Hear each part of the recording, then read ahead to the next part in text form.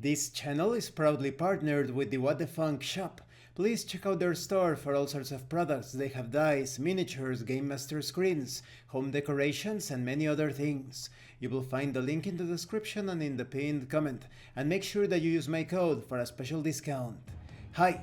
Welcome to this part of my review featuring Demon Ninja.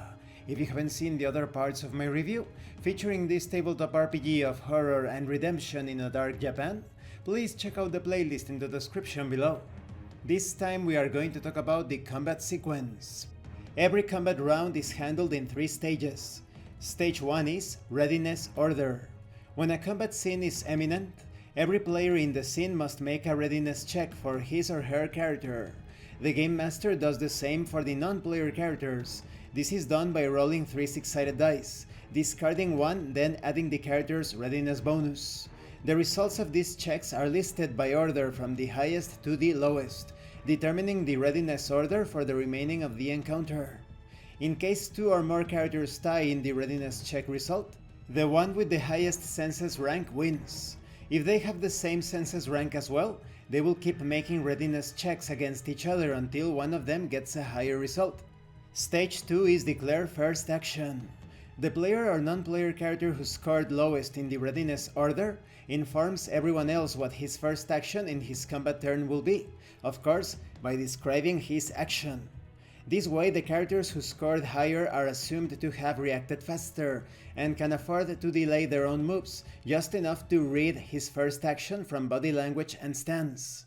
But the remaining actions of the player who scored lower are never revealed, only the first action.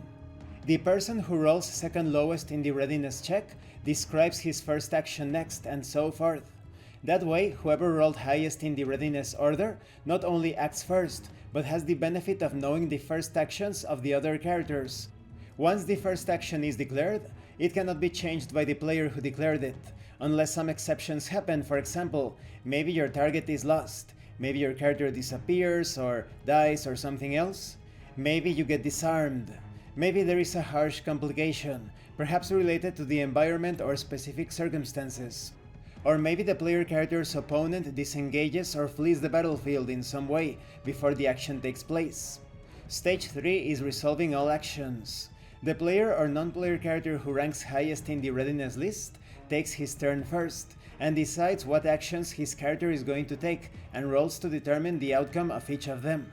He is followed by the second person in the readiness order, who will carry out the first action she declared, followed by the rest of her actions until the end of the turn, and so forth, until all participants in the fight have taken their turn and the round is over. Now it says here, once that happens, a new round begins, with all participants rolling for readiness again. This contradicts the former point, which said that the readiness remained for the rest of the encounter. So perhaps it is optional, or perhaps it is an error. I would recommend that you take context into consideration to decide if you are going to roll for readiness every round, or just once. And this concludes this part of the review. In the next part we are going to talk about the combat actions. So everything is quite clear except that part of the determination or establishing readiness every round. Thank you for watching this part of the review. Don't forget to leave a like, a comment, and subscribe. And thank you so much to those of you that are going the extra mile to support the channel. If anyone else wishes to further support the channel, consider joining as a member and enjoying exclusive tabletop RPG tips. You can also use the super thanks button and check out the pinned comment below. This has been Abraham L. Jaguar, a professional game master. I am currently unavailable for professional sessions, but I will put my contact information in the description and in the pinned comment for when I am available again. And remember, it is better to roleplay and fail in character than not to roleplay and fail as a player. Once again, thank you and see you later.